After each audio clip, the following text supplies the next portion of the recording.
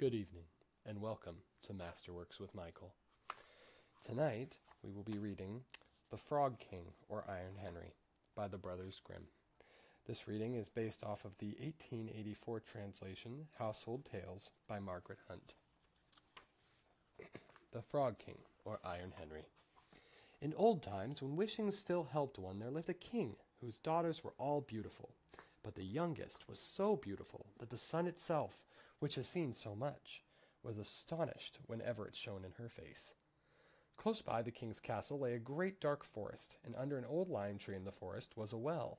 And when the day was very warm, the king's child went out into the forest and sat down by the side of the cool fountain. And when she was dull, she took a golden ball and threw it up on high and caught it. And this ball was her favorite plaything.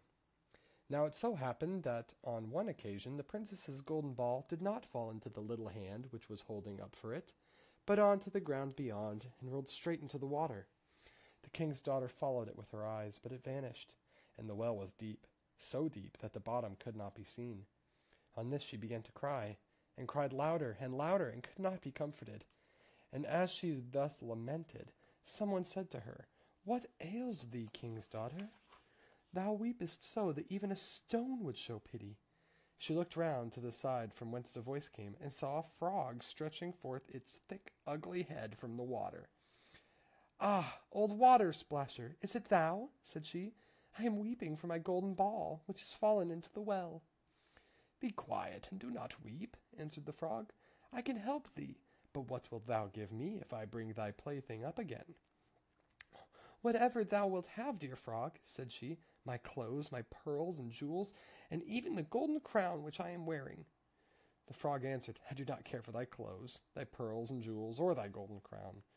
But if thou wilt love me, and let me be thy companion and playfellow, and sit by thee at thy little table, and eat of thy little golden plate, and drink out of thy little cup, and sleep in thy little bed, if thou wilt promise me this, I will go down below and bring thee thy golden ball up again." "Oh, yes," said she, "I promise thee all thou wishest, if thou wilt but bring me my ball back again."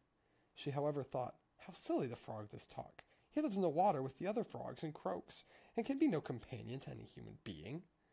But the frog, when he had received this promise, put his head into the water and sank down, and in a short while came swimming up again with the ball in his mouth, and threw it on the grass.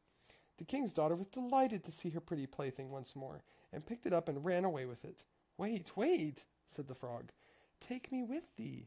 I can't run as thou canst." But what did it avail him to scream his croak, croak after her as loudly as he could? She did not listen to it, but ran home and soon forgot the poor frog, who was forced to go back into his well again. The next day, when she had seated herself at the table with the king and all the courtiers, and was eating from her little golden plate, something came creeping, splish, splash, splish, splash, up the marble staircase. And when it had got to the top, it knocked at the door and cried, "Princess, youngest princess, open the door for me." She ran to see who was outside, but when she opened the door, there sat the frog in front of it. Then she slammed the door to, in great haste, sat down to dinner again, and was quite frightened. The king saw plainly that her heart was beating violently, and said, "My child, what art thou so afraid of? Is perchance a giant outside who wants to carry thee away?" "Ah, no," replied she, "it is no giant, but a disgusting frog." "What does a frog want with thee?"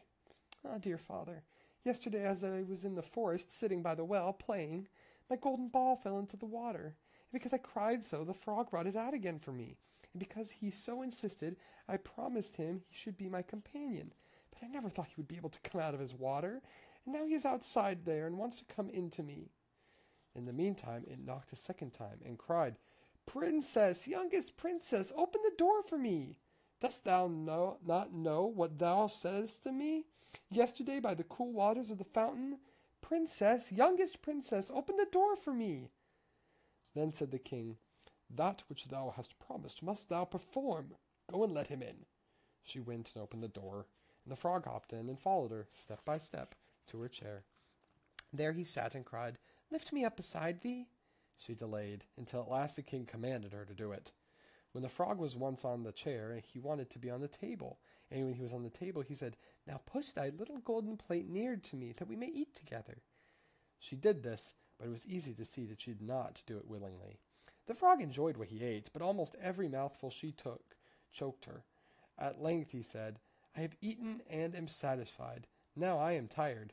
Carry me into thy little room, and make thy little silken bed ready, and we will both lie down and go to sleep." The king's daughter began to cry, for she was afraid of the cold frog, which she did not like to touch, and which was now to sleep in her pretty clean little bed. But the king grew angry and said, "He who helped thee when thou wert in trouble ought not afterwards to be despised by thee." So she took hold of the frog with 2 fingers and carried him upstairs and put him in a corner. But when she was in bed, he crept to her and said, "I am tired. I want to sleep as well as thou. Lift me up, or I will tell thy father." Then she was terribly angry, and took him up and threw him with all her might against a wall. "Now thou wilt be quiet, odious frog," said she. But when he fell down, he was no frog, but a king's son, with beautiful kind eyes. He, by her father's will, was now her dear companion and husband.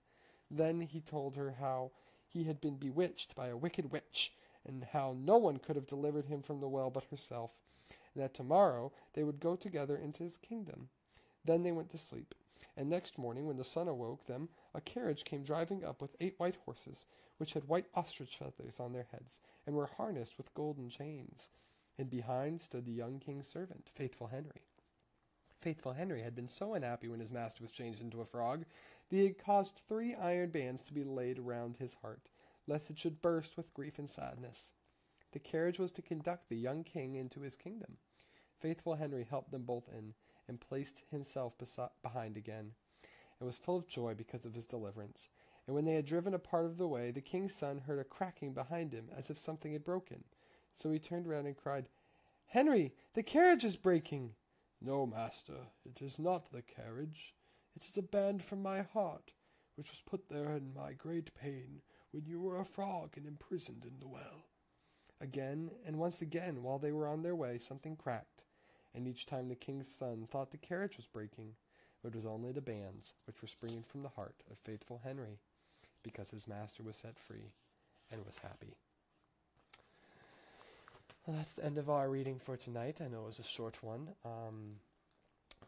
Starting out, I'd like to do mostly short stories, and then later on, seeing how much traffic we get, we may evolve to some heartier volumes of work. But keep tuning in, and we'll see if we can't continue reading good stories. Not just Brothers Grimm, but I plan to be doing some H.P. Lovecraft, Leo Tolstoy, and Hans Christian Andersen as well in following posts. Thank you, and have a good evening.